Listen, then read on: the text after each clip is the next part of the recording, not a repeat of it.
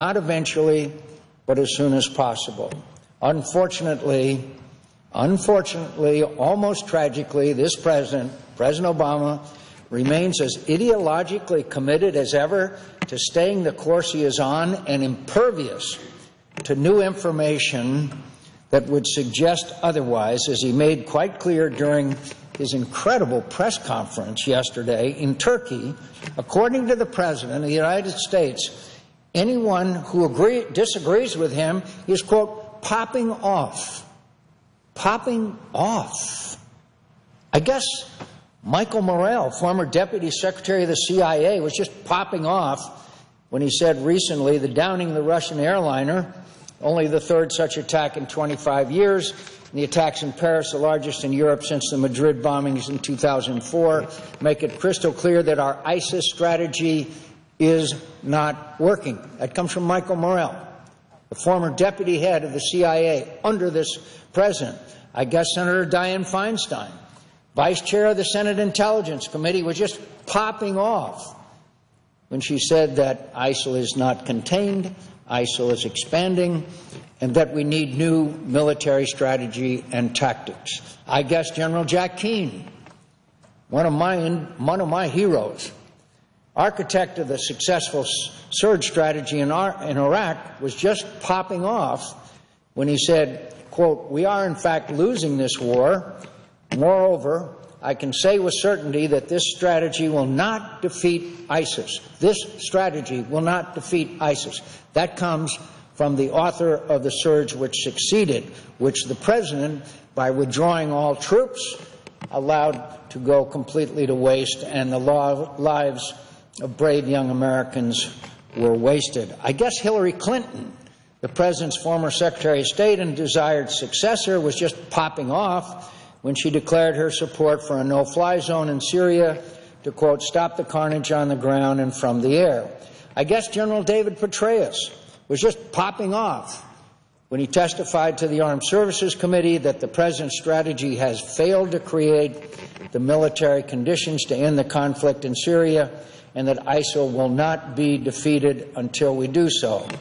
And I guess James Jeffrey, a career foreign officer and the President's ambassador to Iraq, was just popping off when he wrote in the Washington Post today that the President needs to send thousands of ground troops to destroy ISIL.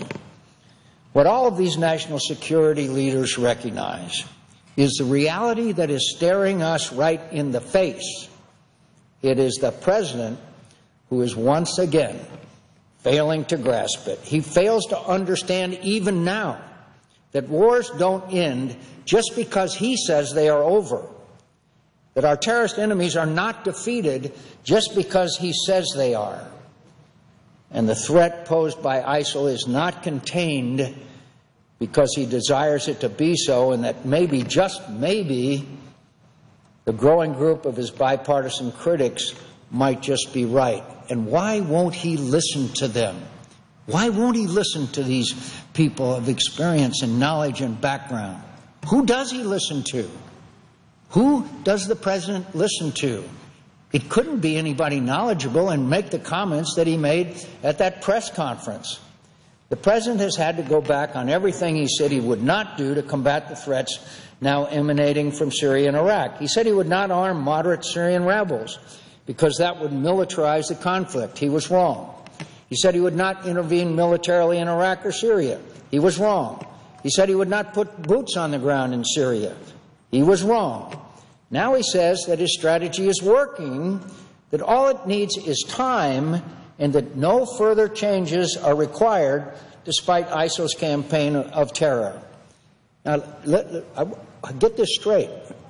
After the bombing in Paris, after the Russian airliner, after the other acts of terror, quote, he needs time. He needs time, and that no further changes are required. Does anybody believe him anymore? What the President has failed to understand for nearly 5 years is that unless and until he leads an international effort to end the conflict in Syria and Iraq, the cost of this conflict will continue to mount.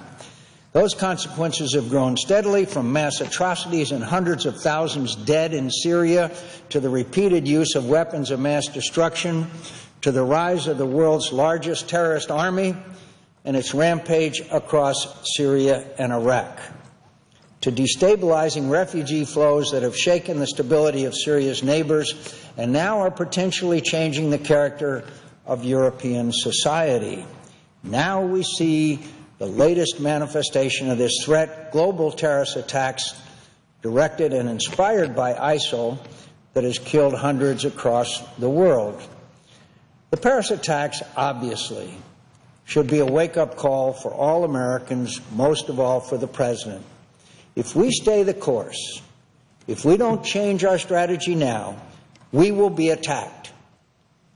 I don't know where, when, or how, but it will happen. Do we need to wait for more innocent people to die before we address the reality that is right before us? ISIL has said it intends to attack Washington, D.C. Do we not take them at their word? Do we think they're not capable of it? Do we think time is on our side? It's not. Time is not on our side. The lesson of the September 11th attack was that mass murders cannot be permitted safe havens, cannot be permitted safe havens from which to plot our destruction. Do we really have to pay that price again through the blood of our citizens? For nearly 5 years, we have been told that there's no military solution to the conflict in Syria and Iraq, as if anyone believes there is. In fact, one of the things that's most frustrating about the President's rhetoric is that he sets up straw men. He says we either should do nothing, or the Republicans or critics, now Democrats as well, want to send in hundreds of thousands or 100,000. We do not. We do not.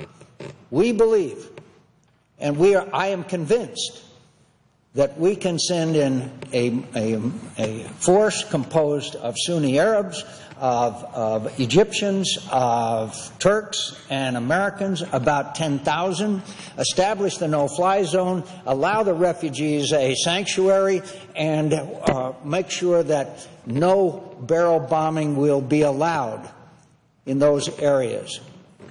And we can succeed. ISIS is not invincible. The United States of America and our allies are far stronger. We are the strongest nation on earth. And to say that we can't defeat ISIL is a matter of will, not a matter of whether it's capability or not. So I say to my colleagues and the American people, we can defeat ISIS and we can wipe them off the face of the earth, but we've got to have a strategy. And this President has never had a strategy.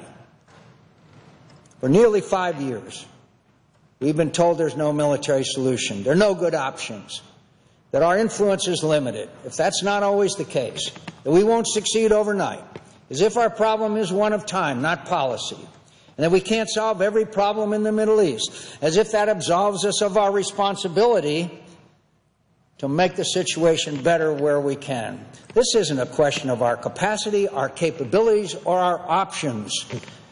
We've always had options to address this growing threat, but the longer we wait, the more difficult and risk of cost going is there.